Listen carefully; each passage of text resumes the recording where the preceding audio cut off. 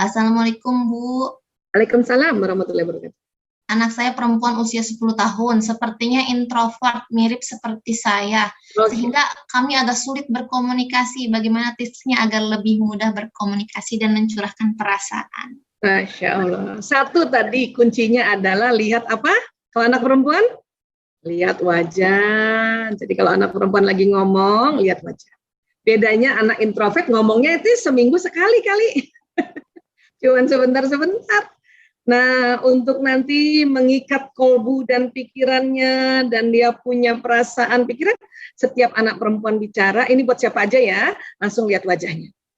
Bunda yang tadinya lagi pegang gadget misalnya ya, anak perempuannya, bunda aku mau cerita. Atau anak introvert gini, Bun, kan gitu ya, kan gitu anak introvert, langsung simpen HP, ya nak, langsung lihat mukanya, walaupun dia nggak lihat kita, ya. Bedanya anak introvert ekstrovert, anak ekstrovert pas lihat di mukanya langsung cenocos, kan gini Bun, itu teman aku tadi ya Bun, ya Allah lucu banget Bunda, kan gitu ya.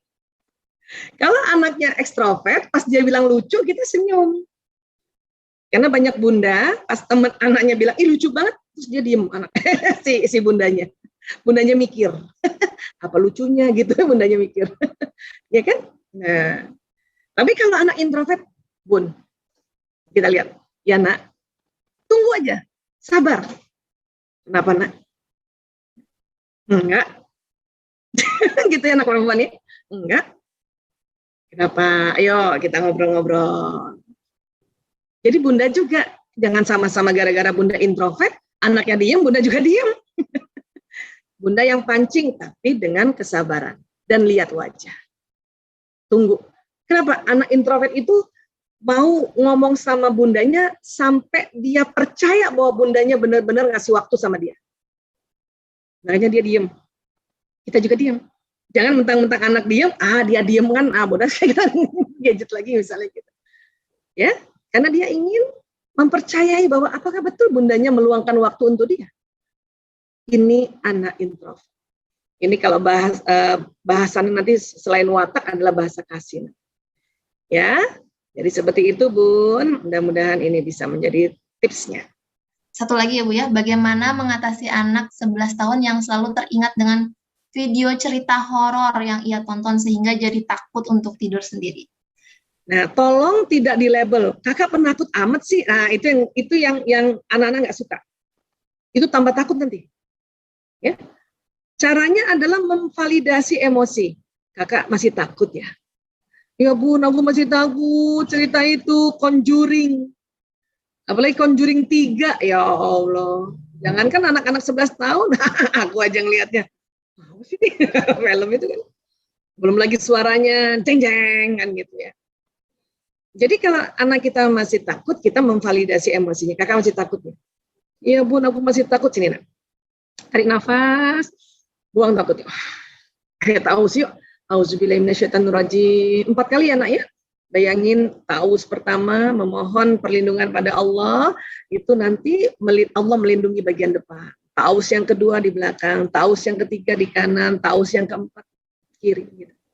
Baca basmalah nak, bismillahirrahmanirrahim, tarik nafas panjang, istighfar, kalau ada rasa takut keluarkan lewat mulut, itu diajarin kayak gitu. Ya, kesempatan. Dan itu nggak cuma 1 kali. Ini udah berani nih. Bulan depan takut lagi. Karena apa? Mungkin dengar bunyi-bunyian, padahal itu tikus yang lewat, kan gitu. Atau tiba-tiba mati lampu, atau lagi udah berani tiba-tiba ada petir, cuker, lagi musim hujan kan? Ya kan? Nah, sekali lagi, hindari melabel, setiap anak takut kita langsung bantu. Ya, kakak kenapa? Aku takut Bun. Oh gitu, kita tarik nafas. Nanti lama-lama dia biasa untuk mengendalikan perasaan apapun. Ya, kenapa sih ada anak yang berani, ada anak yang takut? Itu karena watak. Ada anak ekstrovert. Ekstrovert itu memang dia, dia tantang itu. Mana barang-barang, malah dia tantang ini, mana setan, mana hantu. Itu ekstrovert. Emang seneng berinteraksi dengan banyak hal. Termasuk orang, termasuk setan aja dia tantangin, itu anak ekstrovert. Anak introvert karena pemikir dan hati-hati, maka jangankan setan, jangankan hantu, anak introvert ketemu orang aja takut. Ya enggak? Siapa yang punya anak yang introvert? Ya kan gitu ya? Ya kan? Ketemu budenya datang, ayo bude datang, aku di rumah, di kamar aja. Itu anak introvert. Kenapa? Karena anak yang selalu mau hati-hati, takut salah. Gitu. Oke? Jadi sekali lagi, jadikan momentum anak takut ini adalah kita ajarkan dia bagaimana kita taus, bagaimana ya berserah diri pada Allah Ta'ala. Oke? Iya, mudah-mudahan bisa menjawab ya. Alhamdulillah. Bu Isa, ini ada yang nge-DM pribadi pengen banget dijawab, belum terjawab nih. Satu boleh, orang, boleh ya? Boleh, apa? Masih ada waktu insya Allah, sebentar lagi, tapi maghrib ya, tapi masih ada. Mangga? Ya, katanya bagaimana tentang orang-orang yang LGBT? Apakah ada sangkut pautnya dengan pola asuh atau kinerja otak seperti apa, Bu Dokter? Kalau bicara LGBT itu perlu waktu ya sayang ya.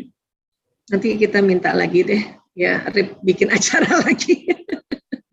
Ya LGBT itu banyak faktor. Kalau nanti dijelaskan tanggung, nanti salah tangkap. Oke? Insya Allah ya. Yang penting parenting kita ini ya agar ananda kita ini insya Allah berkembang lebih efisien, efektif, maksimal. Karena memang Allah yang suruh, Nabi kasih contoh ya. Adapun misalnya ada Nabi kasih contoh bahwa anak kalau udah nanti usia di atas 10 tahun dia tidak sholat, pukullah. Itu pukul itu nanti kalau lihat tafsir daripada hadis itu adalah dipok-pok pantatnya, ayo nak, dipok-pok gini, ayo nak sholat, ayo nak sholat. Itu loh maksudnya. Ya, ayo sayang, ayo nak, yuk sholat yuk. Bisa juga gitu sama anak-anak, ayo nak sholat yuk. Gitu.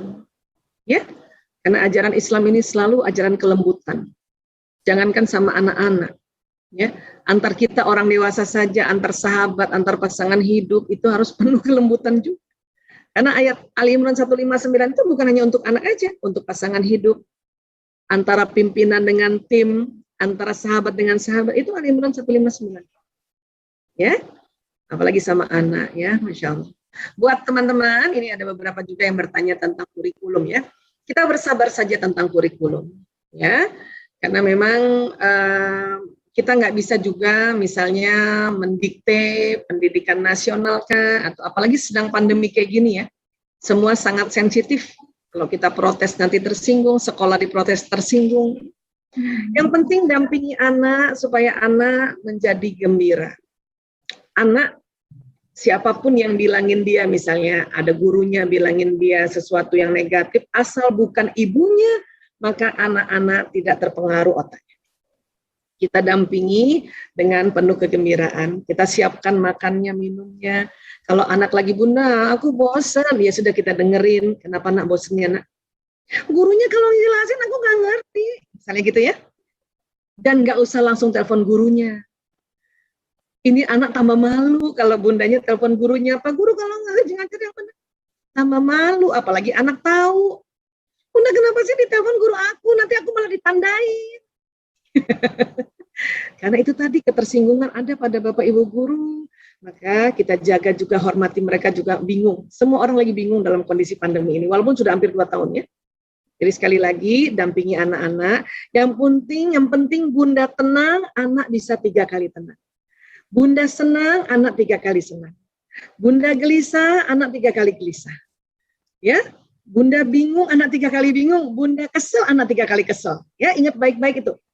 Ya, itu ada risetnya, tapi Bu Isa nggak bisa jelaskan detail. Kita langsung kasih kesimpulannya bahwa ya semangat bunda menular pada anak-anak. Oke, bahkan bisa 3 kali.